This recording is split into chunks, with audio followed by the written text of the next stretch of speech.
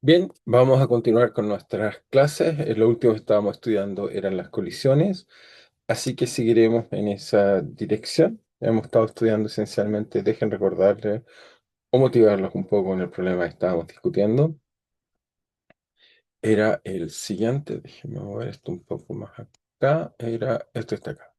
Entonces el problema que estábamos mirando era esencialmente que teníamos dos partículas, las colocábamos así. Primero que nada estudiamos las colisiones unidimensionales, más o menos eso es algo unidimensional. Y lo que hicimos fue que colocamos en este caso una partícula así, horizontal va a colisionar, supongamos que esta es más grande. Y lo que veíamos era que cuando entonces colisionaba, encontramos las reglas que nos dicen cómo colisionan las partículas. Ahora lo que queremos hacer es volver más bien a este problema en 2D, o volverlo hasta que esto sea cero, lo más cercano a cero. Y esta de acá vemos, esta es la va a hacer colisionar así.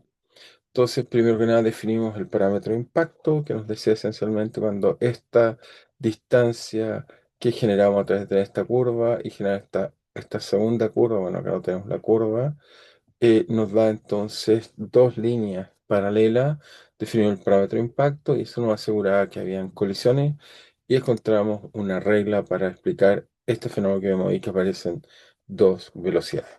¿Ok? ¿Cómo hicimos eso? Bueno, hicimos bastantes cálculos para entender y veamos un poco qué podemos aprender un poco de estas expresiones que nos costó entonces derivar y encontrar. Bien, entonces acá está un poco la idea. Bueno, aquí vemos colisiones en 2D. Vimos que esencialmente definimos, solo por recordar algunas cosas interesantes, definimos el parámetro de impacto a través de nos colocamos el sistema comóvil que es una estaqueta. La otra partícula se mueve con una cierta velocidad.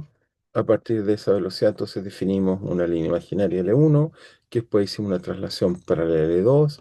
Por lo tanto, la distancia entre estas dos líneas es V. Y lo que mostramos era que si esta distancia era menor que 2 radios, entonces hay una colisión.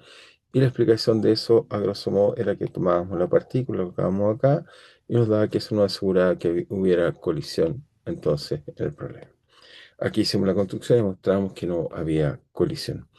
Y lo primero también que mostramos, como acá se ilustra, es que esto nos definía que había un ángulo hacia acá y el momento del impacto solo puede aplicar una fuerza, en este caso normal, y esta es que la partícula se le acá, y la otra partícula se le haga un ángulo teta. Entonces vimos que teníamos que encontrar este nuevo ángulo. El ángulo phi es fácil, es siempre hacer la traslación, es de coordenadas, pero el teta era más complejo. Y para calcular el teta supusimos colisiones elásticas, donde usando conservación de momentum y energía, teníamos tres incógnitas que eran simplemente los módulos de las velocidades de los vectores y una nos determinaría teta. Entonces con eso calculamos Vm, que está acá. También calculamos Vm mayúscula, que nos daba esto. Fíjense, el Vm es función de qué, es función de phi, que es dato, Vm, que es incógnita, teta, que es incógnita. Entonces aquí tenemos teta y Vm desconocido. Después usando la otra ecuación encontramos Vm como función simplemente de la incógnita, que es teta. Y usando la energía y haciendo un poco de álgebra logramos encontrar esta expresión muy interesante que nos daba la relación de cuánto valía el ángulo 2. Entonces vamos a hacer un poco ahora de análisis de qué significado tiene este ángulo que está ahí.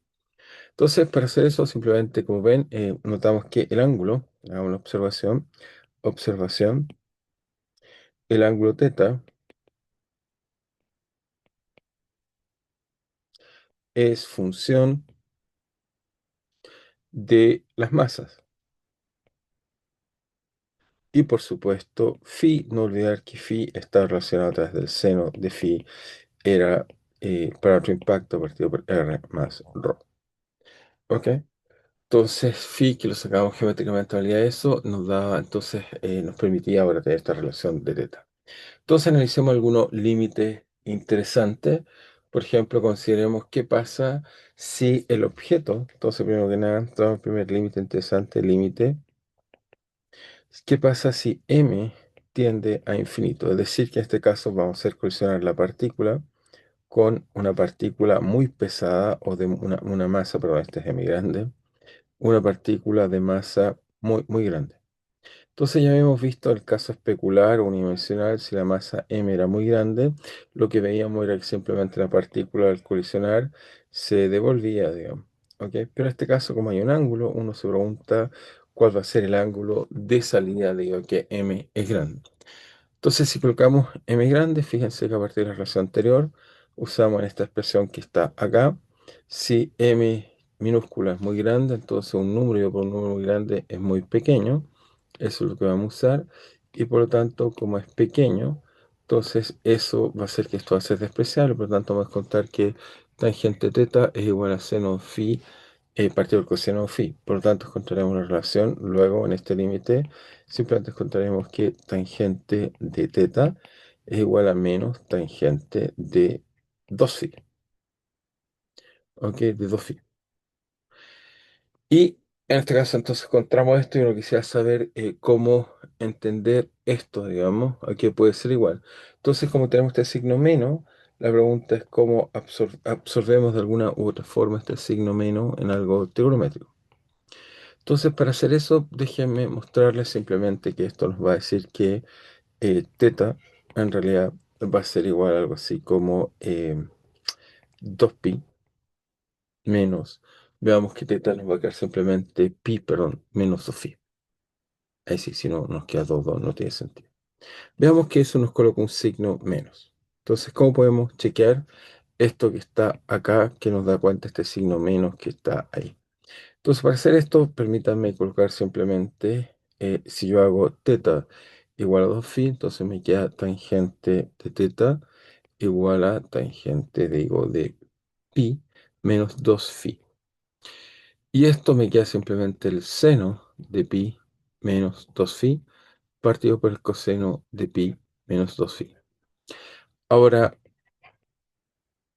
el seno de 2pi o el seno de un ángulo doble es simplemente el seno del primero, pero seno de pi vale 0, por el coseno del segundo, que vale menos 2 phi.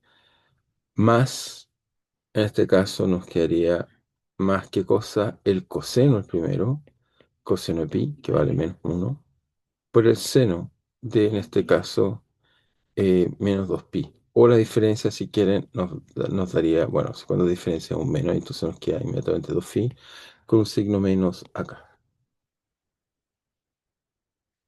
Y abajo usamos el coseno de la suma. Entonces el coseno el primero, coseno de pi vale menos 1. Y después el coseno de menos 2pi, pero el coseno en realidad es una función par. Así que ya simplemente 2phi. Y después me quedaría menos. En este caso me quedaría simplemente el seno de pi, pero eso es 0, por el seno de 2pi, de menos 2pi. Entonces vemos, colocamos el tiro algunas cosas. Esto es 0 porque el seno de pi es 0. Y por lo tanto nos queda que la tangente de teta vale simplemente, en este caso, vale menos. ¿Ok? Fíjense el coseno que está acá se va a cancelar con el coseno que está acá. Y por lo tanto nos va a quedar que simplemente vale menos seno de 2 phi partido por coseno de 2 phi. Y por lo tanto vale menos tangente de 2 phi, que es nuestra relación que tenemos acá. Por lo tanto, efectivamente, teta vale pi menos 2 phi. Entonces veamos cómo podemos aplicar o usar este resultado que estamos viendo ahí. Entonces lo que vemos es que en el momento de la colisión, entonces nos imaginamos que está la masa m grande acá y coloquemos la otra partícula aquí. Bueno, otra partícula ahí. Entonces en el momento de la colisión, ¿qué es lo que nos pasaría? Bueno, colocamos los centros, nos daría, ok, un ángulo acá, pero este ángulo va a colocar con otro color. Nos da un ángulo acá, que es nuestro ángulo que hemos estado llamando por ahora phi. Y lo que decimos acá es que, bueno, por proyección y paralelismo, esto también vale phi. Acá, esto vale phi, por lo tanto, esto también vale phi. Y lo que tenemos que hacer es colocar 2 phi. Ok, bueno, me queda un poco, voy a hacerlo más chico, me queda un poco, voy a colocarlo bien, porque si no me va a quedar mal el resultado. Entonces lo voy a hacer con más cuidado, porque esto es, sí es preciso. Entonces, si fijan, voy a hacerlo con más cuidado. Si lo prolongo bien, nos va a quedar así. Ahí sí. Entonces, 2 phi sería como un ángulo así. Eso era phi y phi. Estoy construyendo 2 phi. Y a eso se lo resto a pi. Pero pi, de aquí a acá hay pi. Por lo tanto, menos 2 phi, el ángulo que estoy buscando, en realidad el ángulo de salida es este que está acá. Entonces lo voy a rayar en color. Es el ángulo que está justo acá. Este es el ángulo teta. ¿Ok?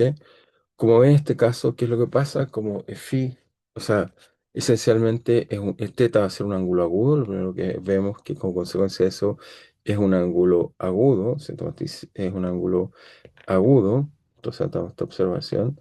Entonces, teta es un ángulo agudo. ¿Ok? ¿Por qué?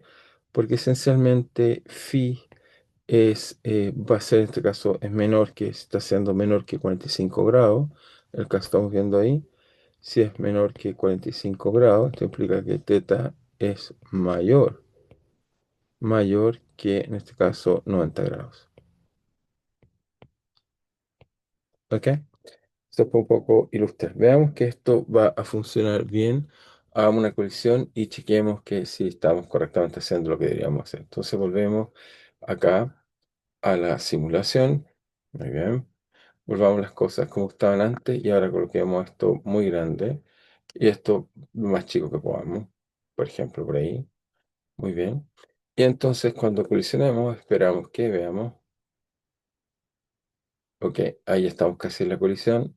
Aquí. Entonces fíjense que en este momento de colisión, veamos que el 2 va a ser un ángulo agudo como esperamos.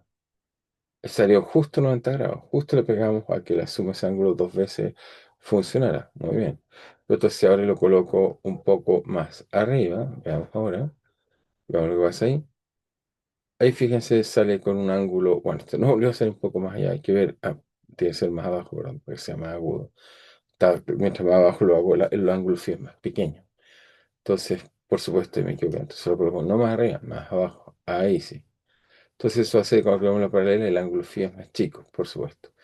Y ahí vemos que las cosas funcionan como esperamos. Ahí ven, sale perfectamente el ángulo phi que estábamos justo discutiendo antes. Así que la fórmula más o menos funciona bien.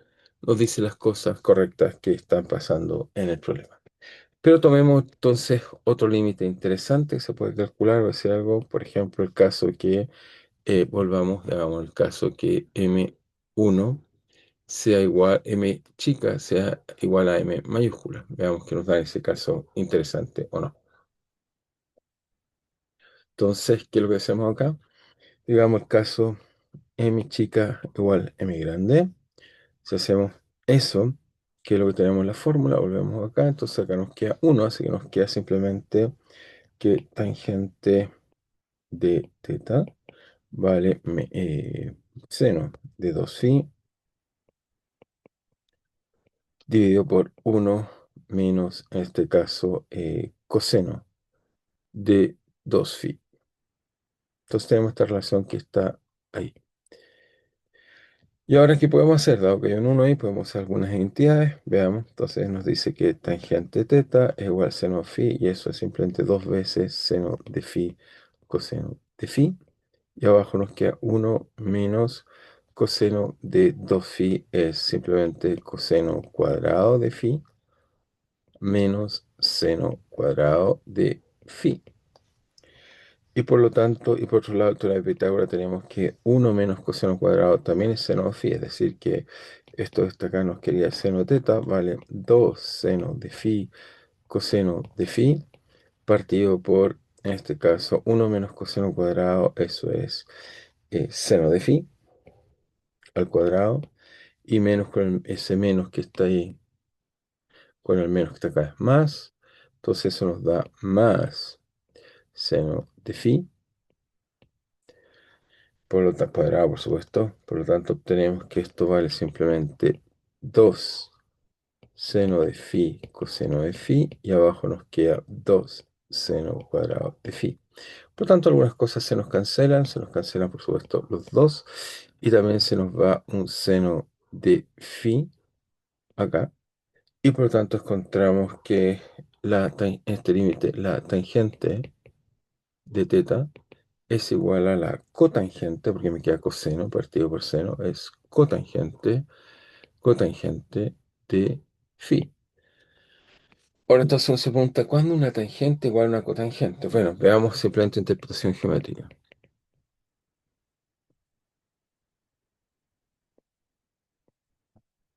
Simplemente cuando uno tiene un triángulo, coloquémonos un triángulo acá, ya podemos colocarlo acá.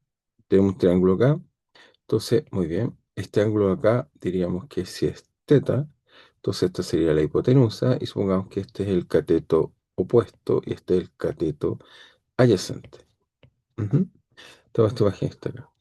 Bueno, uno podría construir otro triángulo rectángulo que está acá. Fíjense que la gracia que tiene en este caso, si lo construyo así, voy a llamarlo phi, tenemos que, fíjense en este caso acá, que la tangente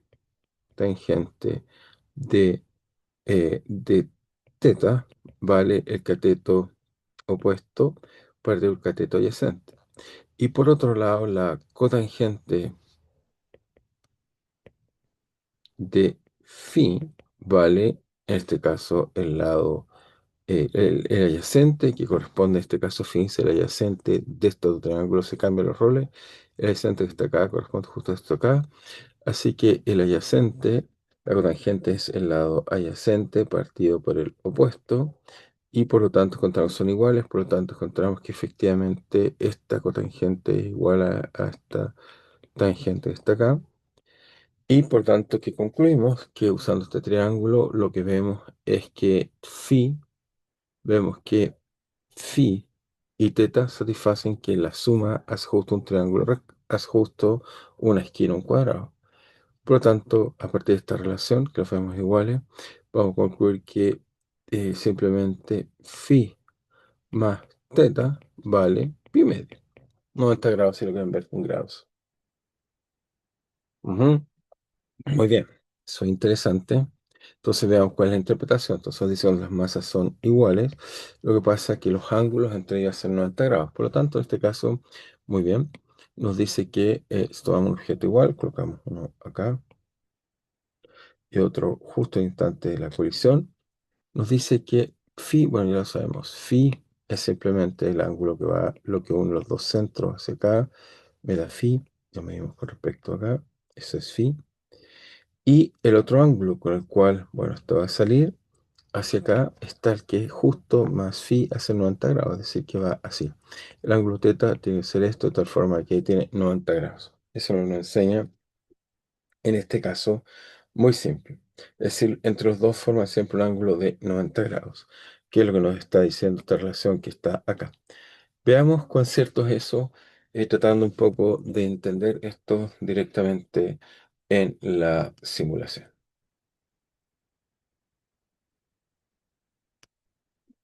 Ok, bueno, colocar esto y ahora igualamos las masas. ¿Qué tal si colocamos 1, 1, 3, 3, 1, ok, 3, 2, 3, 3, 3, ahí sí, ahí son iguales.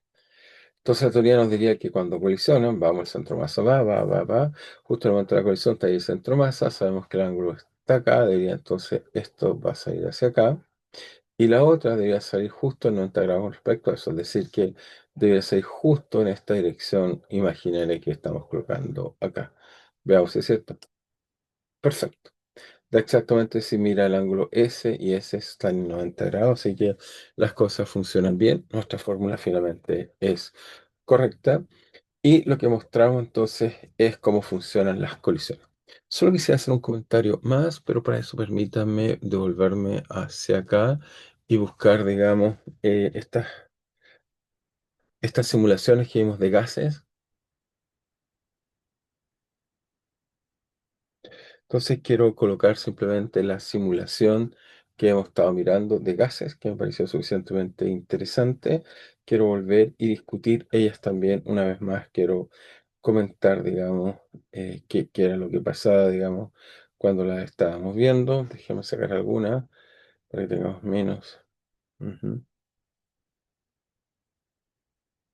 Yo creo que esa debería estar acá. Aquí está más o menos lo que estábamos viendo. En clase está acá, por ejemplo. Bueno, cualquiera de estas funciona en nuestra discusión. Entonces lo que quiero mostrarles es que qué es lo que pasa en este tipo de sistema. Bueno, cuando acá colocamos muchas partículas, en realidad lo que vemos, estamos colocando acá 189 partículas. Ok, ahora vamos a tratar de colocar partículas del otro tipo. Vamos a cambiar hacia acá.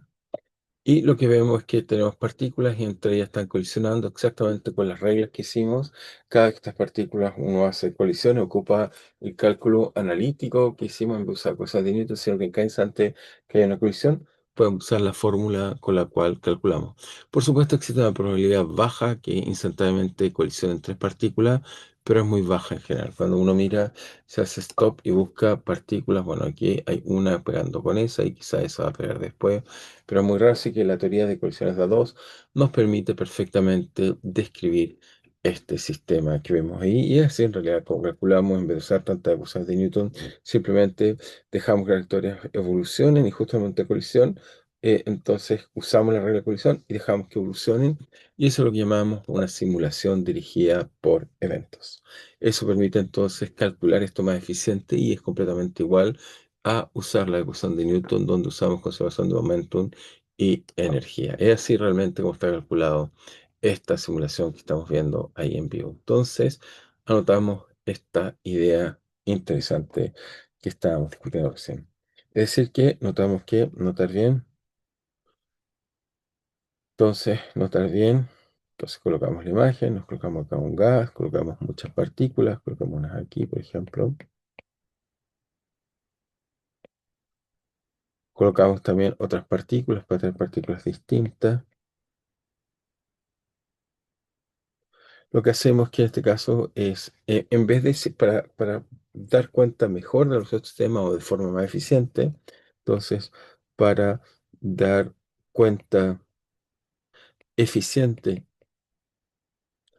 de la evolución de este gas, dado que no hay fuerza externa, este gas, lo que uno hace, lo que se hace no es resolver la ecuación de Newton, sino dejar simplemente como las partículas de libre fuerzas evolucionan, entonces, sino lo que llamaríamos dinámica conducida por eventos.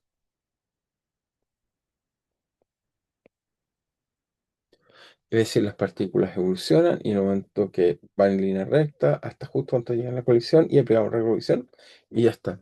Con eso entonces damos cuenta de la evolución del sistema. Así que muy bien. Con eso entonces vamos a final y terminar esta idea de colisiones que hemos estado mirando.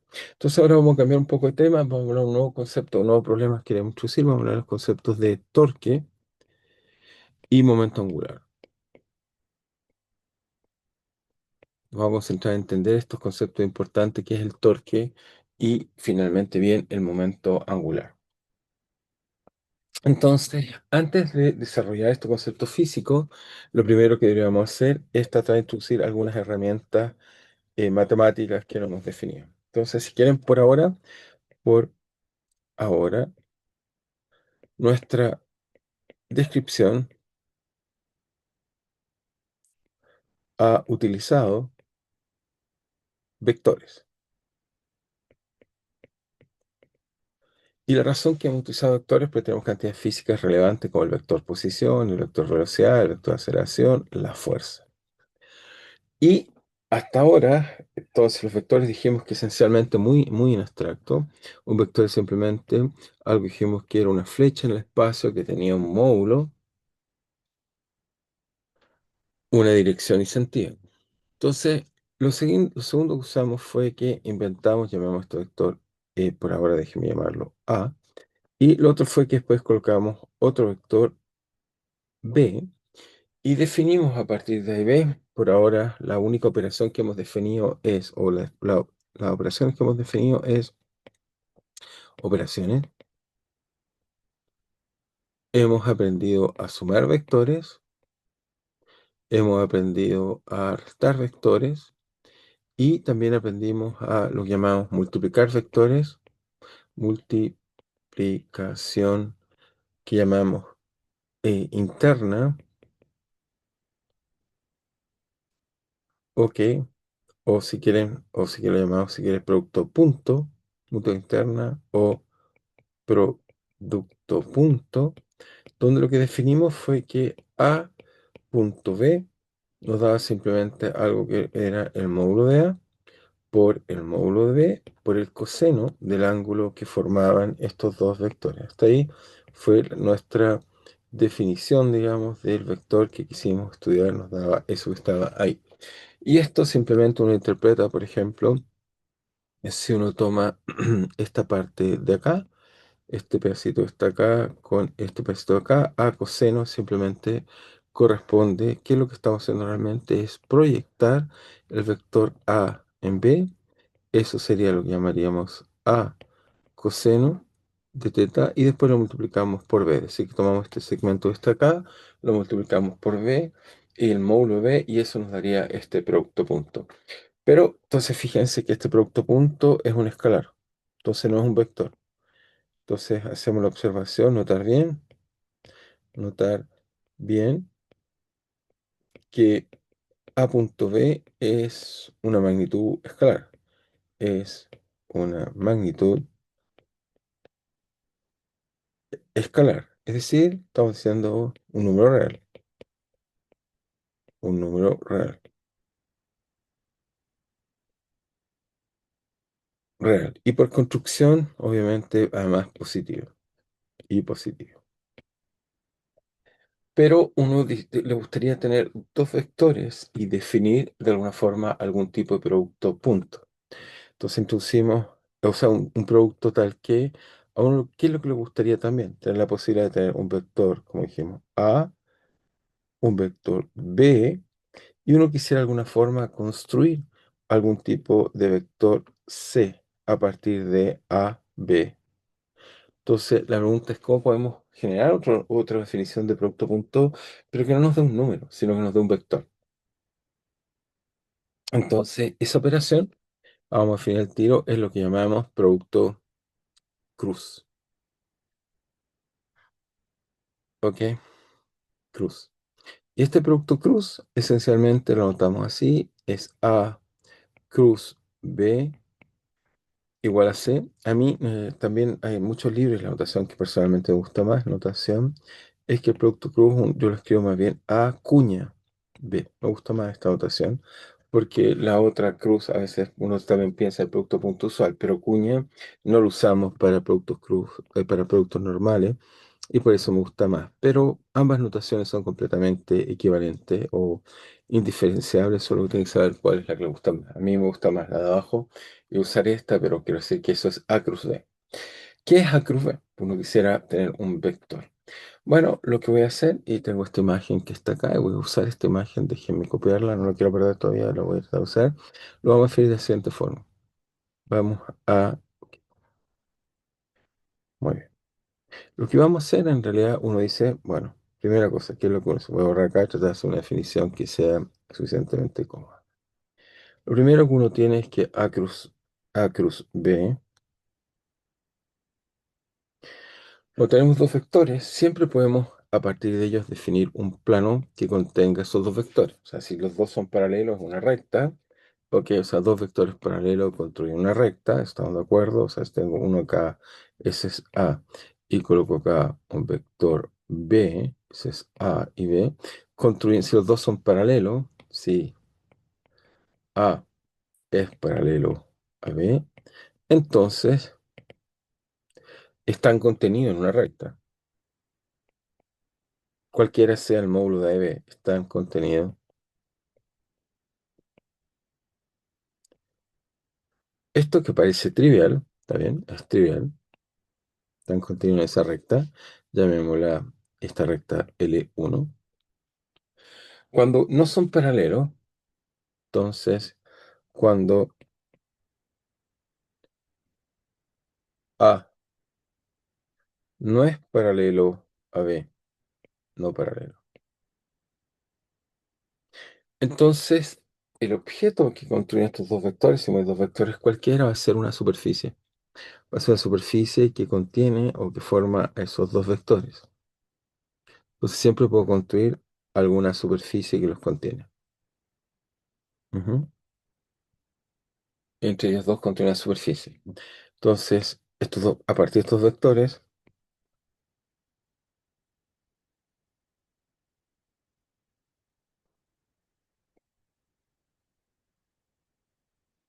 construimos una superficie. Entonces podemos construir sin problema una superficie. Y por lo tanto, cuando uno tiene una superficie, déjenme colocarlo acá, porque voy a imaginarme como un plano, siempre uno puede definir a una superficie un vector único que caracteriza esta superficie. ¿Cuál es? Bueno, permítanme colocarlo acá, es aquel vector que es tal que va en la dirección ortogonal a esta superficie. Y entonces el producto cruz lo que va a privilegiar es que tengo dos vectores. Vamos a definir un vector que sea ortogonal al plano formado por la superficie. Y después decimos cuál es la magnitud. Entonces, primero voy a decir que A cruz B, entonces A cruz B forma, forma un vector ortogonal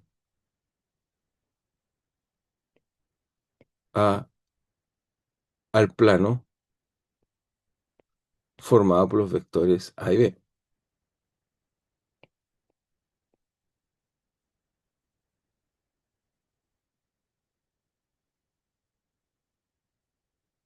Y lo segundo, uno diría, ya, pero ok, pero tengo el plano, pero la flecha puede ir para arriba o para abajo, ¿cómo lo defino? Y aquí vamos a usar una notación que llamamos la regla de la mano derecha, regla de la mano derecha. Y la idea de la regla de la mano derecha es la siguiente.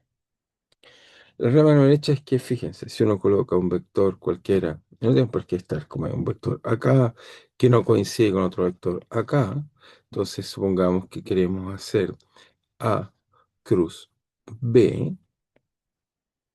Entonces, este vector A cruz B, vamos a hacer lo siguiente. Va, en este caso, si A cruz B va hacia acá, ortogonal hacia acá. ¿Por qué?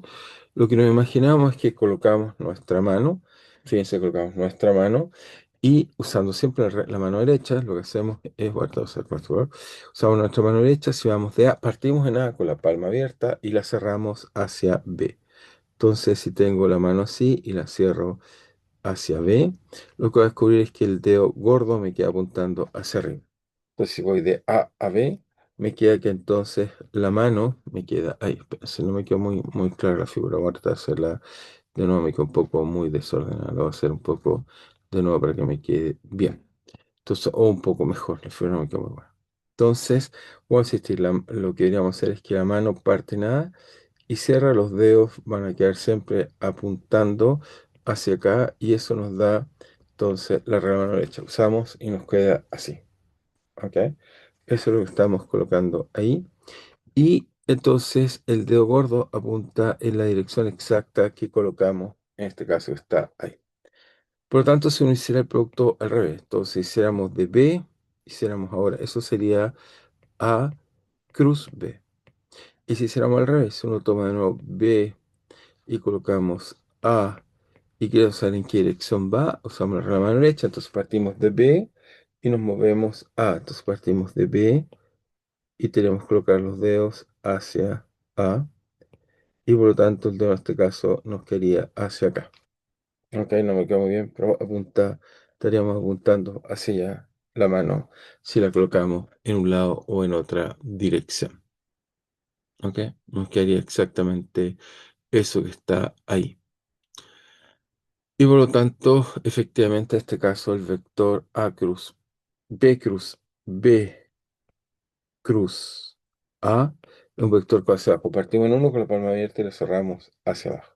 ¿Ok? Solo para que quede bien claro, déjenme un segundo mostrarles bien. Entonces, cuando parten de un vector, cierro la mano y me queda así. Ya. Si voy de A a B así, y si voy de B a A, me queda así. Es este vector. va a ser siempre paralelo entonces al dedo gordo, como lo vemos en lo que les acabo de mostrar.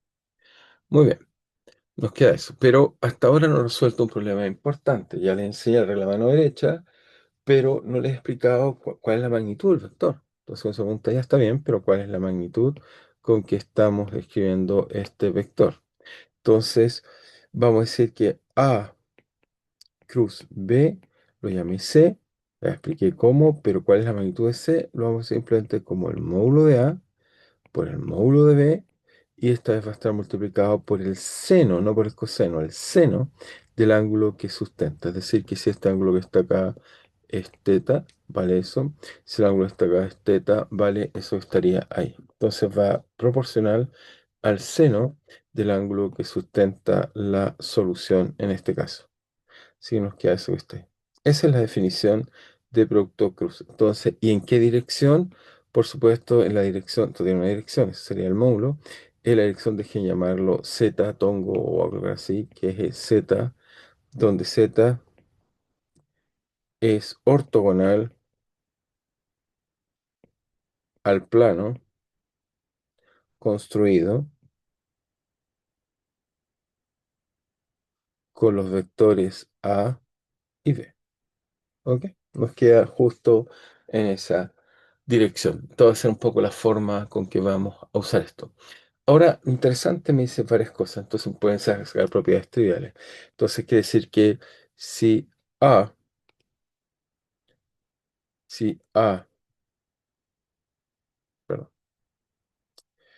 si A es paralelo a B, es decir, que ambos están en la misma dirección, el ángulo que sustenta es cero, por lo tanto me dice inmediatamente que A 0, 0, 0, así que me queda que A cruz B en este caso es cero.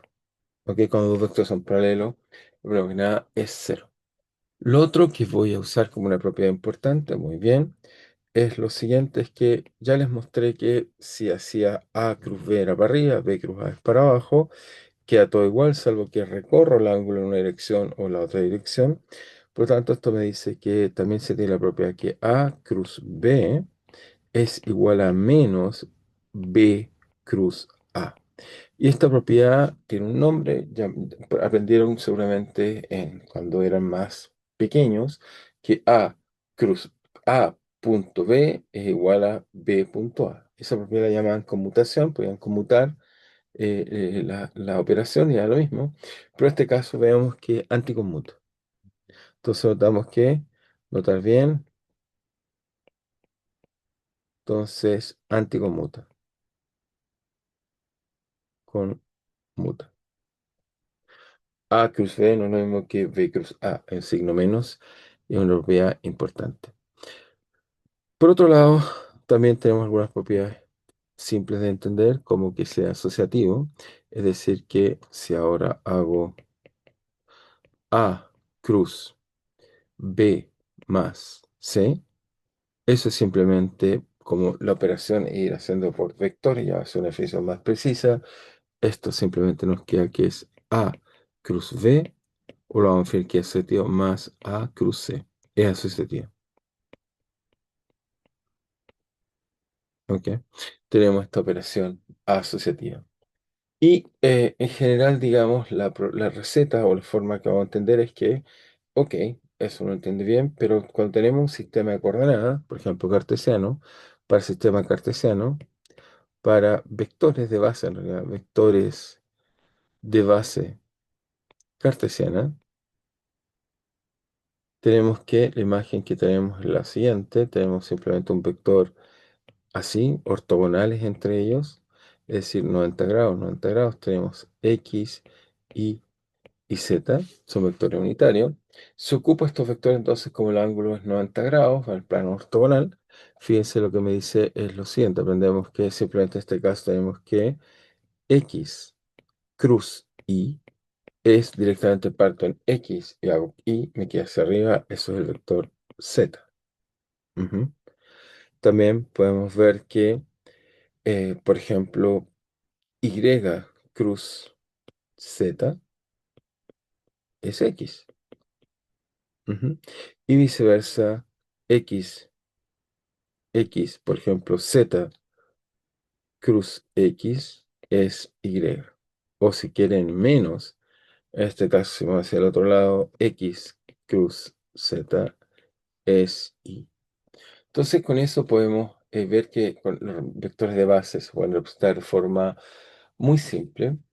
Y la razón de esto es que queremos de alguna forma una forma operatoria. O sea, por ejemplo, recuerden que cuando escribimos A punto B, lo que hicimos fue que A se escribía simplemente, A lo escribíamos como A por X más AX, si quieren, ahí por unitario más AZ por ser unitario, vamos a colocar por acá abajo, bueno, para ponerme espacio, por bxx más y más bz, z unitario. Y lo que hicimos fue que el producto punto era simplemente era multiplicar componente esta por esta, porque eran vectores ortogonales, y el producto punto era proyectar. Así que este producto nos queda, usando esta definición de base, nos queda siempre A por X, nos queda siempre A por X, BX, más BI por ahí, más AZ por BZ, es decir, que es la suma, si quieren verlo así, de A por BI y de 1 a 3 si quieren, y con eso lograremos los índices y sumamos.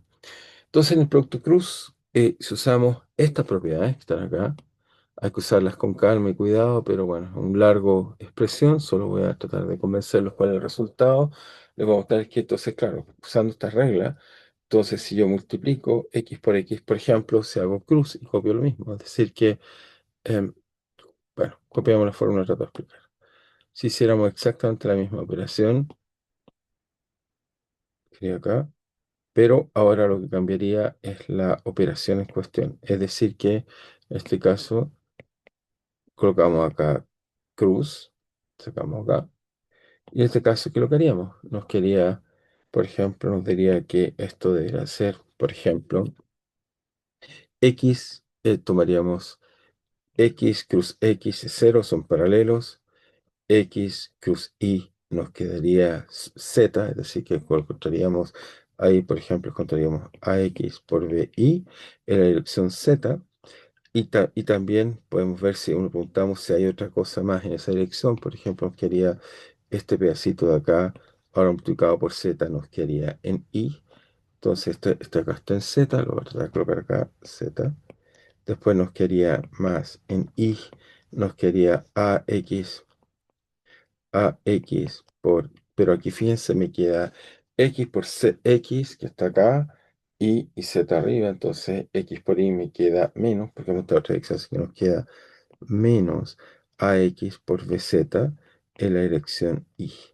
Y después pasamos ahí con BY es 0, pero en cambio me queda que AX, ahí por BX me queda Y, que está acá, por X me queda menos Z, así que me queda menos. Ahí me quedaría simplemente AI, ok, por BX en Z. Y se fijan, ahí ya tenemos la primera expresión importante, donde dice que es el producto y después lo multiplicamos intercambiando. Es decir, fíjense la receta. Es que nos queda la dirección Z, después nos quedan las componentes sin Z y nos queda X por BI menos AI por BX. Y lo mismo si hacemos, si continuamos entonces con esta operación, nos faltaría ahora eso, por eso nos dio eso, y ahora esto por esto nos queda Y por Z, entonces nos queda Y por Z, eso nos da en X, el primer término en X, entonces nos quedaría más X, simplemente nos quedaría X, nos quedaría ahí por BZ, ¿ok? Y por simetría, obviamente si hay un menos, aquí hay un más y aquí un menos, veamos qué es lo que viene. Entonces nos quedaría ahora el AZ. Entonces la Z por AZ es 0, ya son paralelos. Me queda la Z por X, pero me queda Z por X, efectivamente me queda ni. Así que ese término me queda AZ por, entonces, AZ por B, eh, AZ, AZ por BX. Se fijan, es simplemente la misma expresión conmutada y como les dije, es exactamente lo que habíamos dicho antes, es decir, que en este caso tomo la componente, fíjense, lo voy a hacer mnemotécnicamente, tomo la componente y lo que hago es que permuto. Entonces, si viene X, aquí viene YZ, y acá tiene que estar la permutación, o sea que acá tiene que ser AZ por simplemente BI. Y efectivamente, el término que me faltaba acá es AZ por BI, pero Z que está acá, cruz I, me queda menos X y me queda esa expresión que está ahí. Y efectivamente, esa es la expresión de A cruz. Ahí me falta colocar A cruz B. Así que muy bien, esta es la expresión correcta. Ahí la derivamos, pero quiero mostrarles una forma memotécnica para hacer esto. El resultado es correcto.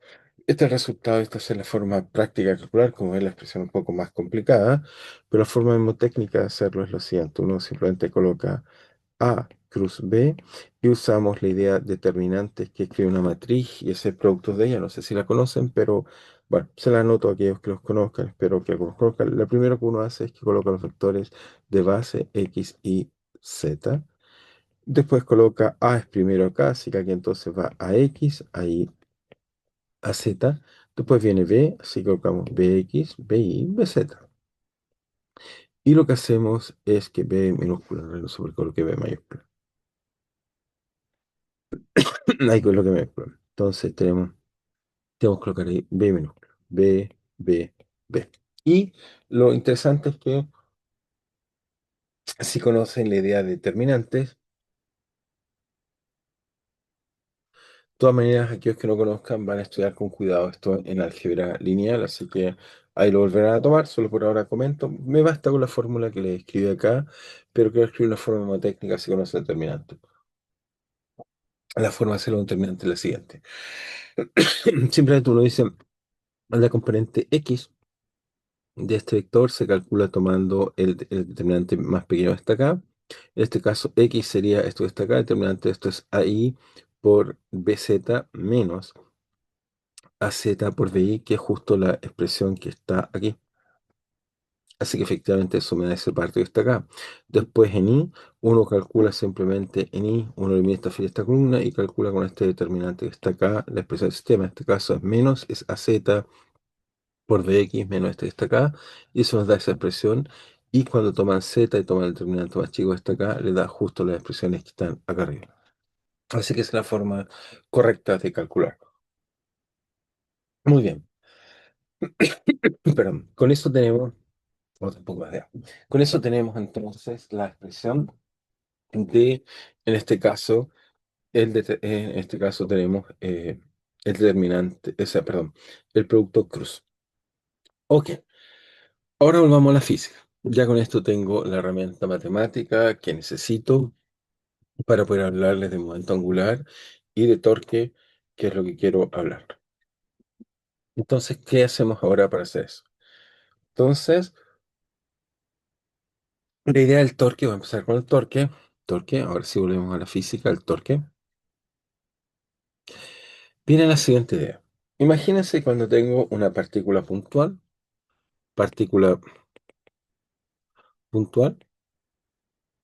y uno dice, ok, supongamos que tengo una partícula puntual, la represento acá, está acá. Y sobre esta partícula le aplico una fuerza F, así, y después también aplico una fuerza F, pero en la otra dirección. Entonces diríamos que en este caso escribiríamos que simplemente la masa por aceleración igual a fuerza total, y esto es cero porque una va hacia un lado y la otra va hacia el otro lado. Pero eso es cuando una partícula. Pero ¿qué pasa a un objeto extendido? Objeto extendido. Por ejemplo, imagínense que tenemos un objeto y este lo compongo, si quieren, por simplicidad, o lo modelo por una varilla de masa despreciable. Acá tengo una acá, una masa M acá y otra masa M acá. O M medio, como quieran. Si ponemos M medio, entonces veríamos que el centro de masa sería exactamente una partícula puntual acá, al medio, de masa M, ¿ok? Y si le aplicamos una fuerza acá F, y acá jugamos otra F, veríamos que el centro de masa no se va a mover porque el centro de masa, recuerda, es de fase que sería la masa total, que en este caso es M, y la ecuación para el centro de masa sería la masa total, M por aceleración del centro de masa, igual a la fuerza total, que en este caso sería la suma de las fuerzas, que son F y F, pero en dirección opuesta, por lo tanto es cero, no se mueve. No obstante, el sistema sí haría algo. ¿Qué es lo que haría el sistema? Y eso es lo que vamos a tratar de discutir ahora, es que el sistema se va a poner a rotar. Si tengo dos fuerzas así, colocan cualquier objeto, lo toman y lo empujan en ambos lados, verían que instantáneamente se pone a rotar. Y esto es lo interesante del torque, o sea, el torque ya vemos que nos va a permitir entender, va a ser un concepto que nos va a permitir distinguir estos dos casos, o sea, la suma de las fuerzas es cero, pero aún así es dinámica, eso es lo primero que queríamos decir, se nos muestra un applet, pero deja notar esta observación. Observación es que a pesar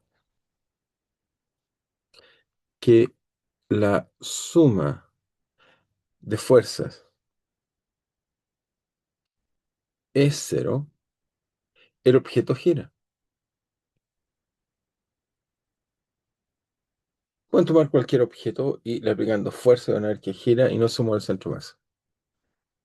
Entonces, bueno, déjenme ilustrárselo eso. Tengo por acá creo que también quiero una applet para justamente discutir este punto un poco delicado, pero interesante. Creo que la coloqué, déjenme buscar dónde la coloqué. Creo que la coloqué por acá. Ah, por acá tenía también, se me olvidó mostrarles, tenía algunas imágenes de Producto Cruz. Como ven ahí, uno define un plano. Uno puede tomar los vectores, con ese vector uno define un plano. Sí, lo voy a colocar acá.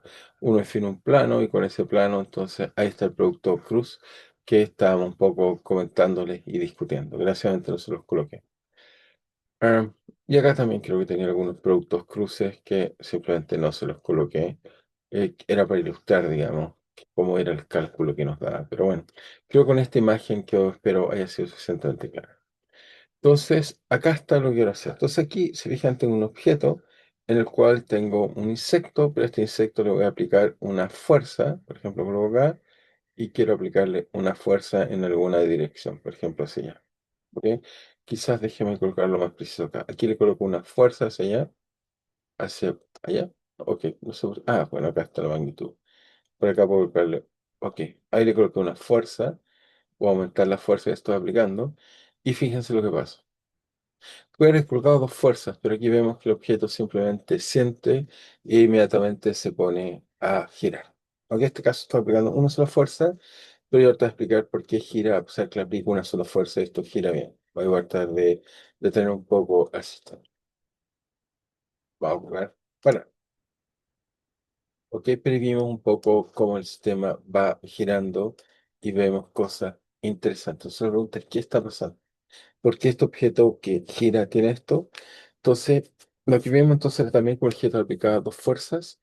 En este caso usted puede decir, bueno, no aplicó dos fuerzas, está bien, pero lo que pasa es que en este caso está en un disco y el disco está fijo. Eso es lo que hace que gire. En realidad estoy aplicándole como que este objeto le aplica fuerza sobre ese disco que está ahí. Vamos a revisar todo, si no nos queda muy bien. Vamos a ver si esto funciona. Ahí sí. Entonces voy a mejor colocar yo acá una fuerza a la mano, uno, veamos, enter. Y fuerza frenante, no, fuerza neta, no queremos fuerza restante, muy bien. Y fuerza, el radio fuerza, no queremos, ahí tenemos.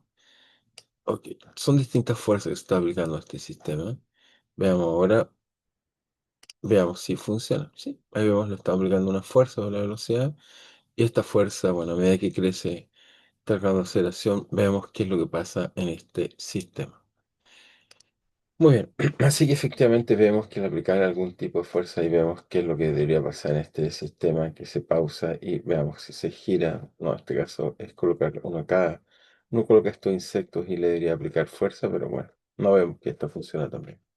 ¿Pero qué? Pero vemos lo que quería mostrar, que al aplicar fuerza, un objeto se gira, pero tomen cualquier objeto y lo golpean de un lado a otro lado, le aplicando un par de fuerzas, verían que aparece un movimiento circular, que es lo que quiero un poco discutir ahora. Entonces volvamos a la tablet y tratemos de comentar qué es lo que está pasando en el sistema. Entonces lo que está pasando es que el objeto gira y por lo tanto hay que definir algo que dé cuenta de giro que no puede ser la suma de fuerza. Entonces, en este caso, lo que lo está haciendo girar va a ser otra cosa que lo vamos a definir como el torque. Vamos a ver así, es un vector que lo vamos a definir simplemente como con respecto al punto de giro. Entonces, por ejemplo, aquí con respecto al centro masa, si defino el centro masa, aquí está el R, va a ser cruz la fuerza. Es decir, en este caso, R sería el vector que va desde aquí a acá. Eso es R. Va desde el punto al cual quiero que está girando y calcula el punto del torque, en este caso, en respecto al centro de masa. Ahora, en nuestro problema tenemos dos, o sea, en este caso tenemos más fuerza, pero sí que en nuestro caso tenemos dos fuerzas, así que tenemos una así y la otra que tenemos sería la fuerza que va de aquí a acá. Pero fíjense que una fuerza, si tuviera que calcular el torque, sería más otra fuerza, entonces tendríamos, si quieren, R1 sería la posición de la partícula 1 y 2, entonces sería R1 la fuerza aplicada a 1 más en este caso, el torque, diríamos R2 cruz F2. Entonces, fíjense en este caso que el R, si lo colocamos acá, tratamos de entenderlo cuando es vertical, la fuerza va acá y la otra fuerza está acá, para que sea más fácil de entender. Fíjense que ahí entonces estoy calculando el producto cruz, y por eso necesitábamos introducir el producto cruz. El producto cruz de este vector posición, cruz R, nos daría que de R voy al de acá, me da un vector que va hacia arriba, llamemos Z la dirección que va hacia acá, apunta hacia afuera de la tablet. Entonces nos daría que esto es simplemente es R, vector, que llamémoslo, vale, supongamos L. Entonces, eso es L, esa distancia, vamos a usar una única distancia, L por la magnitud F, por el coseno, que en este caso, o por el seno que vale 90 grados. Y el otro término sería el de acá abajo, pero el de acá abajo, fíjense también, sería L, la distancia, o sea, el centro de masa, es L, pero si hago cruz F también me da exactamente hacia arriba, así que me queda más L con el mismo F, a pesar que en este caso el F va en la otra dirección, pero esto está abajo, pero fíjense, el vector va de hacia allá y después hacia la fuerza. Así que a la misma dirección, así que esto valdría que el torque, en este caso que estamos viendo este problema de dos fuerzas, valdría dos veces L por la magnitud F. En la dirección que llamaríamos Z unitario. Y efectivamente esta cantidad, si sumamos la fuerza es cero, pero el torque no es cero. Y eso nos explicaría que un objeto que sí tiene torque, entonces gira. Con respecto a ese punto estamos analizando. Entonces, un objeto si tiene torque, torque no nulo, gira. Ese es el primer concepto. Lo otro es que el torque, debemos hacer alguna observación. El torque es una cantidad vectorial, física vectorial. Por otro lado, uno se pregunta qué unidades tiene esta cantidad que estamos discutiendo acá. Bueno, el torque tiene unidades de, en este caso, longitud eh, por fuerza. Por lo tanto, tendría unidades de qué? De metros por newton. Y metros por newton nos da kilogramos por, en este caso, metros con metros, que hay metros cuadrados por segundos cuadrados. Y eso tiene unidades de joule. Entonces, el torque tiene unidades de energía. ¿Notar bien? El torque, el torque tiene unidades de energía, pero es un vector. No es un escalar con energía, es un vector. Entonces, con eso nos queda claro que es un vector. Entonces, piensen bien si uno, la idea entonces es que yo tengo un sistema cualquiera, y sobre él se aplican fuerzas, entonces uno, no sé, imagínense un sistema cualquiera y sobre él se aplican fuerzas. Entonces, un F1, un F2, etcétera, un F, no sé, 3. El torque lo vamos a definir simplemente como la sumatoria de las posiciones donde se aplica la fuerza cruz, la fuerza que se aplica y de acuerdo al número de fuerzas que están en cuestión. Entonces, N fuerzas. Esa es un poco la idea en general. Incluso lo vamos a aplicar para una sola. Imagínense que tenemos un punto, un objeto que despreciamos acá y se le aplica una fuerza en un punto dado. ¿Ok? Por ejemplo, una vara y le aplico una fuerza en un punto preciso. Y uno se pregunta, bueno, ¿cuál es el torque? Entonces, en este caso, el torque sería simplemente es esta distancia, R, cruz F. ¿Ok? Eso va a ser la fuerza que va a tener el sistema. Pero entonces déjeme llevarlos a quizás la aplicación, porque dice esta idea de Torque un poco extraña. Veamos que es una idea muy, muy antigua. Torque es un concepto muy antiguo,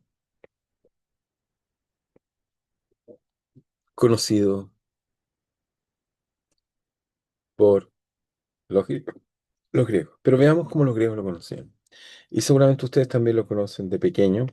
Ya les trato de explicar cómo lo conocen de pequeño. Pero primero déjenme mostrar esta imagen de los griegos y por qué esta imagen yo la veo una imagen genial y muestra un poco la genialidad un poco de los griegos. Entonces, ¿cuál es el objeto? La palanca. Este objeto muy antiguo y simple y tiene una historia muy antigua. Y aquí está la persona que da esta historia, que se llama Arquímedes, quien descubrió que si uno ocupa la palanca, que esencialmente tiene que ver con el torque, ya lo voy a aplicar, donde va a decir esta frase muy famosa que se va a guardar en la historia. Arquímedes, le recuerdo, Arquímedes Siracusa, Siracusa es Sicilia, y Arquímedes lo que va a decir esencialmente, denme un punto de apoyo y moveré el mundo. Entonces, ¿cuál es la idea y el secreto de Arquímedes? Esto mostrará que su profundidad y comprensión de, si quieren, el torque, a pesar que no usará las ideas de fuerza, ecuaciones de Newton, no, no, solo ocupará la idea de que con un punto de apoyo puede hacer cosas maravillosas. Y veamos que eso sí es muy maravilloso, por eso hacemos muchas cosas prácticas en nuestra vida cotidiana. Pero volvamos y tratemos de entender a Arquímedes y deme un punto de apoyo, moveré el mundo. Entonces, veamos esta idea de Arquímedes. Entonces, primero coloco la frase y veamos lo interesante. Entonces, Arquímedes de Siracusa. Entonces, nos dirá esta cosa increíble. Bueno, déjeme representarlo acá. Entonces, Arquímedes va a colocar lo que llamamos una balanza, una palanca, en realidad, palanca es la palabra más adecuada, palanca. Y la idea es que cómo va a ocupar esta idea de esta palanca. Entonces, bueno, nos colocamos acá. Imagínense, buscar Arquímedes no es alguien muy, muy fuerte, pero va a tratar de aplicar una fuerza acá y va a colocar un peso enorme acá. Enorme. Uno puede imaginar, no sé, por ejemplo, me encanta decir, uno puede levantar, no sé, un objeto muy, muy pesado. La respuesta es sí. Imagino, no sé, por ejemplo, si tuviéramos un auto en pana, por ejemplo, ok, déjeme dibujar aquí como si fuera un auto, que sea algo más, más sorprendente.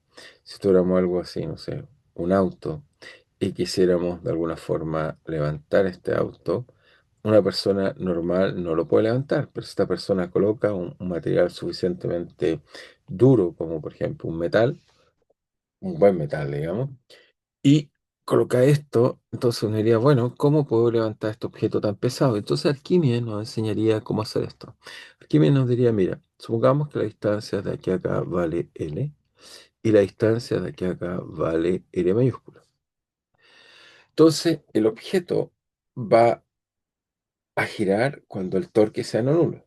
Entonces, si calculo el momento que el torque es nulo, tengo la fuerza mínima para que esto empiece a funcionar.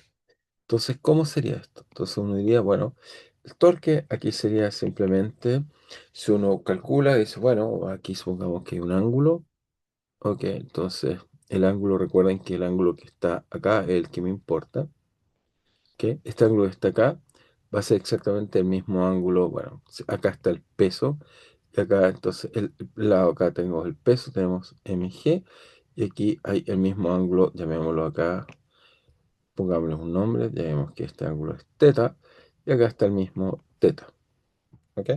Entonces el torque, en este caso, ¿cuánto sería? Bueno, primero el peso. El peso nos dice que el peso va hacia abajo, el R, entonces en este caso sería esta dirección de aquí a acá. Entonces sería el R, sería L, ok, el resultado que encontraríamos sería L por el peso, que es mg, ok, y por el ángulo que sustenta estas dos cosas, en este caso sería seno de phi. ¿Ok? ¿Y en qué dirección? Fíjense, en este caso sería que el R va hacia allá, el peso hacia acá, entonces sería hacia el interior. sería menos, en este caso un vector que, o sea, que le colocaríamos la punta, llamémoslo z, sería menos z, o si quieres menos y, que vamos a poner y mejor. Y hacia entonces al interior de la tablet, sería hacia adentro. ¿Por qué? Porque el vector fuerza-gravedad, vector fuerza-gravedad nos queda hacia allá. Y en cambio, el otro, y estamos calculando respecto a este punto acá, el otro sería más, entonces sería L por la fuerza, por el ángulo que lo sustenta, el mismo ángulo. Pero en este caso, fíjense que sería hacia el otro lado y la fuerza es hacia abajo, así que sería hacia el otro lado, la fuerza hacia abajo me da entonces el vector hacia afuera, por lo tanto me queda más esta especie de vector que llamé Y ahí. Entonces me queda Y acá, Y acá. Por lo tanto, el torque me quedaría simplemente seno, saquemos factor común, seno teta de L, F menos L, M, G, L elección unitaria. Y ahora, obviamente, si el torque es distinto a cero, esto gira. Entonces quiero ver justo al momento que gira, o sea, justo el momento que esto se hace cero y cuando es más grande es positivo o negativo, me va a decir en qué sentido se gira. Pero si hago que es cero, entonces encuentro que la fuerza que necesito para mover este objeto vale simplemente M LG partido por L. Y este es el gran idea de Arquímedes, la cual es el secreto de la palanca. Así que lo voy a llamar secreto de palanca.